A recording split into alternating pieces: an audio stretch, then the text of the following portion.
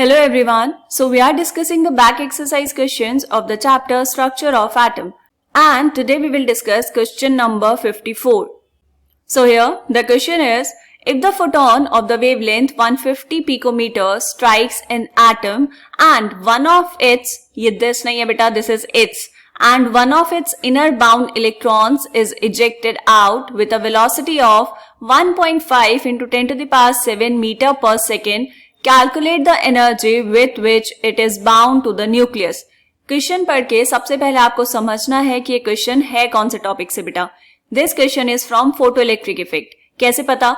आपसे पूछा है calculate the energy with which it is bound to the nucleus. मतलब इलेक्ट्रॉन जो है उसको न्यूक्लियस ने कितना बाउंड करके रखा है. क्या मतलब वो इस बात का बेटा? आपको निकालना है work function of the metal. Work function क्या होता है? वो एनर्जी जो रिक्वायर्ड होगी इलेक्ट्रॉन को बाहर निकालने के लिए, है ना. तो उतनी ही एनर्जी से इलेक्ट्रॉन वहां पर बाउंड होगा. क्लियर? तो देखो क्या क्या गिवन है बेटा.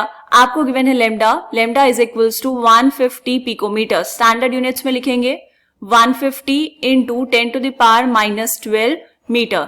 और क्या गिवन है बेटा? आपको गिवन है velocity v is equals to 1.5 into 10 to the power 7 metre पर सेकेंड.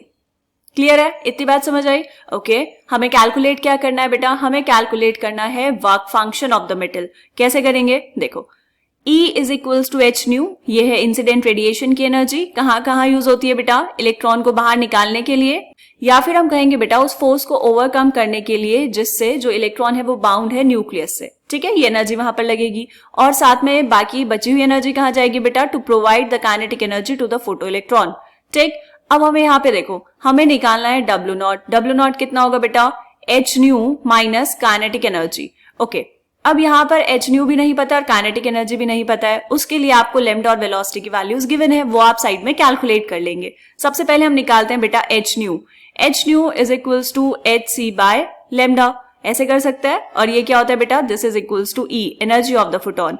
तो कितना हो जाएगा? E is equals to, values put करेंगे, 6.626 into 10 to the power -34 joule second into 3 into 10 to the power 8 metre पर सेकेंड डिवाइड बाय, नीचे क्या लिखना है बेटा? लेमडा. लेमडा कितना? 150 into 10 to the power -12 metre. Units तो अब आप सॉल्व कर लेंगे. हमने इतने सारे क्वेश्चंस कर लिए हैं, आपको अच्छे से आ गया होगा, है ना. कितना हो जाएगा ऊपर बेटा? 19.878 into 10 to the power -26 divide by, नीचे कितना आएगा? इसको हम कर लेते हैं 15 इंटू 10 टू द पावर -11. इससे क्या होगा? डिवाइड करना आसान रहेगा. यूनिट क्या आएगी बेटा? जूल्स. सो एनर्जी मतलब h nu is equals to, divide कर लेंगे तो ये आएगा 1.325 into 10 to the power -15 joules. ठीक है, ये आ गई बेटा आपके पास एच न्यू की वैल्यू. दूसरा क्या कैलकुलेट करना पड़ेगा? Kinetic energy. काइनेटिक एनर्जी का फॉर्मूला क्या होता है बेटा? Kinetic energy is equals to half mv². ठीक है, सॉल्व करो उसको. 1/2 मास ऑफ इलेक्ट्रॉन कितना? 9.11 into 10 to the power -31 into velocity का square 1.5 into 10 to the power 7 का स्क्वायर. कितना हो जाएगा बेटा? Is equals to 1/2 into 9.1 into 10 to the power -31 into 1.5 का स्क्वायर कितना बेटा?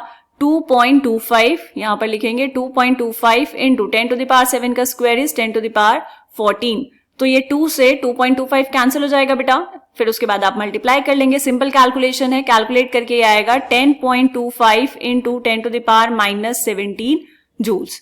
क्लियर? इसको साइंटिफिक नोटेशन में लिख लेंगे तो ये हो जाएगा बेटा 1.025 into 10 to the power -16 joules. तो ये आ गया बेटा आपके पास काइनेटिक एनर्जी. ठीक है, काइनेटिक एनर्जी की भी वैल्यू आ गई है, एच न्यू की भी वैल्यू आ गई है. अब क्या करना है? बस आपको यहाँ पर वैल्यूज पुट करनी है और सॉल्व कर लेना है. तो एक काम करेंगे, इसको थोड़ा सा छोटा कर लेंगे साइज में.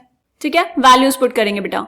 W naught is equals to H nu कितना आया? मतलब एनर्जी कितनी आई बेटा?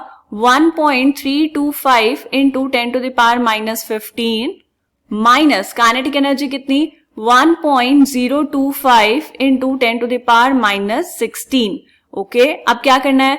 जब भी आपको ऐसे सब्ट्रैक्ट करना होता है बेटा तो हम क्या करते हैं, पावर्स को सेम रखते हैं, है ना। एडिशन और सब्ट्रैक्शन करते हुए पावर सेम होनी चाहिए, ये हमने चैप्टर 1 में सीखा है। तो क्या करेंगे, या तो दोनों को -15 कर लो या फिर दोनों को -16 कर लो। तो हम क्या करते हैं बेटा, -16 बना लेते हैं इसको। कितना हो जाएगा ये, -16 करने के लिए पॉइंट को खिसकाना पड़ेगा एक प्लेस राइट। कितना हो जाएगा, 13.25 into 10 to the power -16 minus 1.025 into 10 to the power -16। और क्योंकि वाक फंक्शन निकाल रहे हैं तो यूनिट क्या होगी बेटा, जूल्स।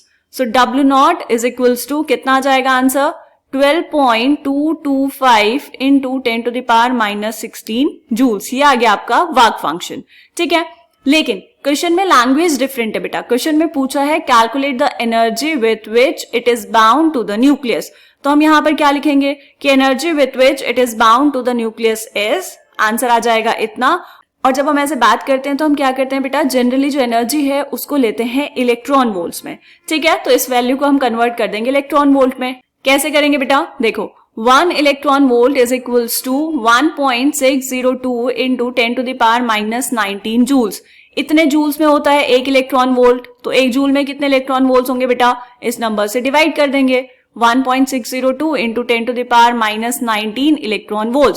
और आपको क्या करना है, आपको कन्वर्ट करना है 12.225 इंटू 10 टू द पावर -16 को। इतने जूल्स में कितने इलेक्ट्रॉन वोल्ट होंगे बेटा, इस वैल्यू को डिवाइड कर देना होगा किससे, 1.602 इंटू 10 टू द पावर -19 से। तो ये कन्वर्ट हो जाएगा इलेक्ट्रॉन वोल्ट में। डिवाइड कर लो उसको, कितना आएगा, 7.63 into 10 to the power 3 electron volt. तो ये हो गया बेटा 7630 electron volts. This is the energy with which the electron is bound to the nucleus, ठीक है। तो यहां पर हम लिख भी देंगे energy with which electron is bound to the nucleus, ठीक है। ये आ गया आपका answer 7630 electron volts. I hope this question is clear to you. आपको अच्छे से समझ आ गया होगा। पढ़ते रहेंगे, प्रैक्टिस करते रहेंगे बेटा। मिलते हैं नेक्स्ट क्वेश्चन में, तब तक के लिए बाय बाय।